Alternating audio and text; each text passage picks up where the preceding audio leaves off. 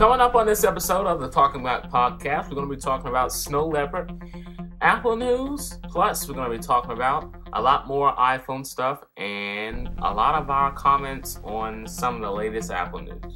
Stay tuned, you're not going to miss it. This is the Talking Mac podcast.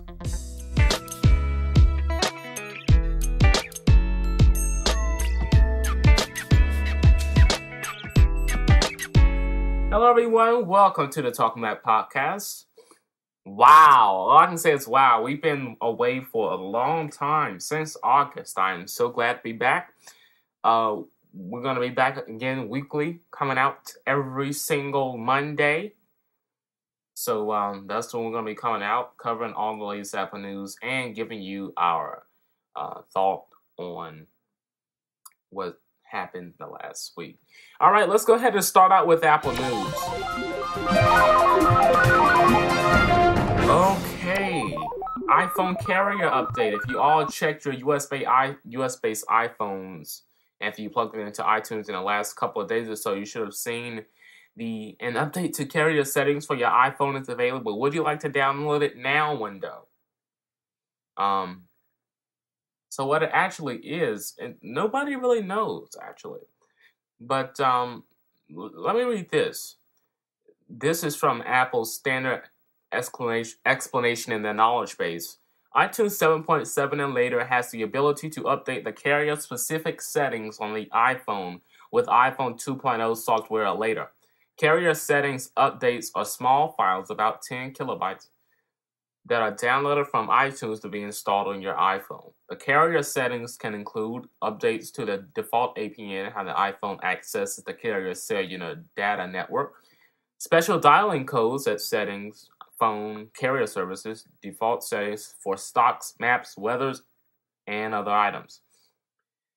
So I'm reading from the unofficial Apple weblog here, and what's interesting is they found something in this update. So they said logo replacements apparently for AT&T's upcoming microcell service. At this time, the page is still in maintenance mode. In actuality, let me just give me a second. You go to wireless.att.com/3G microcell, you'll see it says AT&T is continually working to improve our internet site for our customers. As part of an ongoing update, we are currently doing maintenance. We apologize for this inconvenience and ask that you please try back again later. Thank you. At the bottom, you have set up and activate your AT&T 3G microcell service and manage your AT&T 3G microcell for personal wireless. So they found logos of the microcell service inside of the update pack.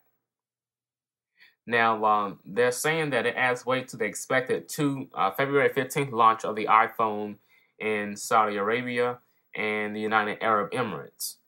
And so, yeah, that's what's up with that update. It's sort of like Apple updates. They always put out an update and they say bug fixes. They say something very generic, bug fixes or Safari stability improvement. But what's actually going on is, and this is what I think, they put stuff in behind it, like the 2.2.1 that just came out for iPod Touch and iPhone. I don't see any difference in my Safari, but they claim it was for Safari stability reasons. All right, let's move on to some more Apple news. A new Snow Leopard build 10A261 was seeded to some developers. MacityNet.it reports that Apple has seeded some developers with a new version of macOS 10.6 Snow Leopard. The latest build is said to be 10A261. The prior version of Snow Leopard delivered to developers was in December, build 10A222. According to Macity sources, the latest version does not appear to contain any noticeable changes, but does seem more stable.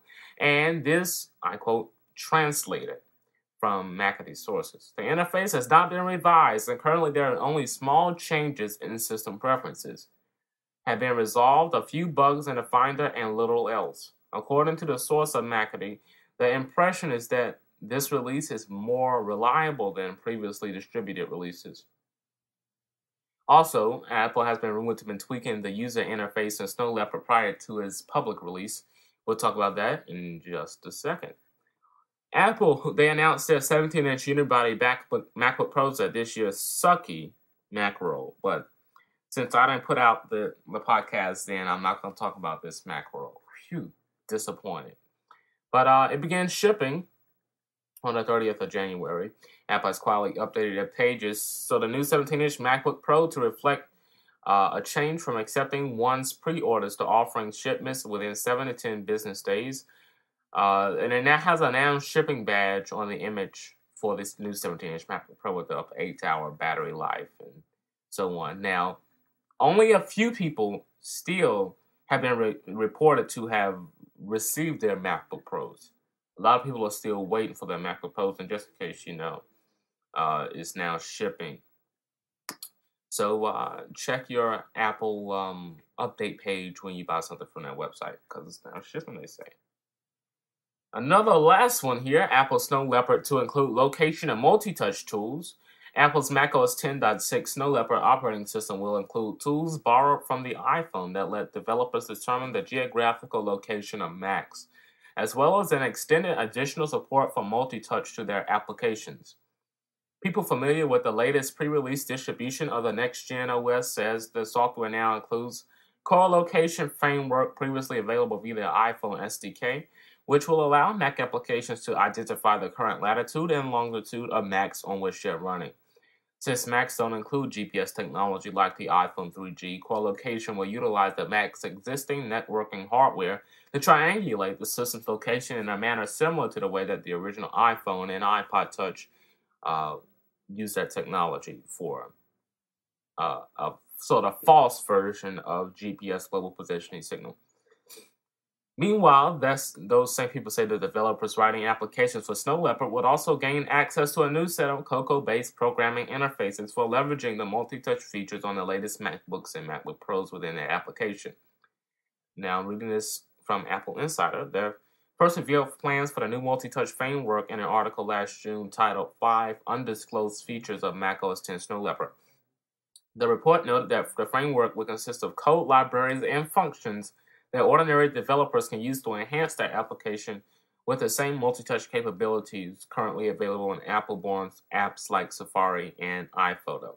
If you go to our website, talkingmac.tk, which will lead you to the iMacintosh blog, where you can also find our other podcasts, Mac Tips and Tricks, right there, imacblog.co.cc, or at talkingmac.tk. You'll see the show notes for this episode, so you can just go ahead and click the links and read these articles at your own pace. Now, this one's good. This is a rumor, Apple to allow background tasks on iPhone.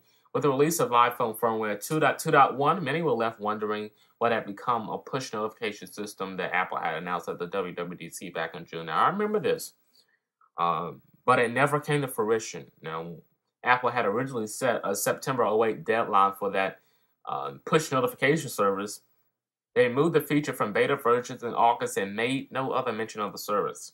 But Steve Jobs is reported to have told one customer that the feature is running a bit late and they wanted to get it 100% right the first time. So I can see this sort of happening with the Mobile Me disaster and fiasco back in summer of last year.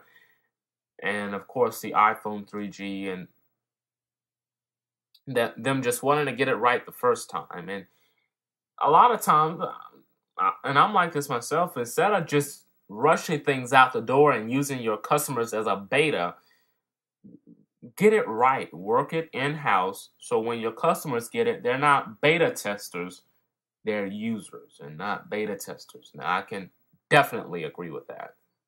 Now, Apple does not currently allow third-party Apple iPhone applications to run as background processes.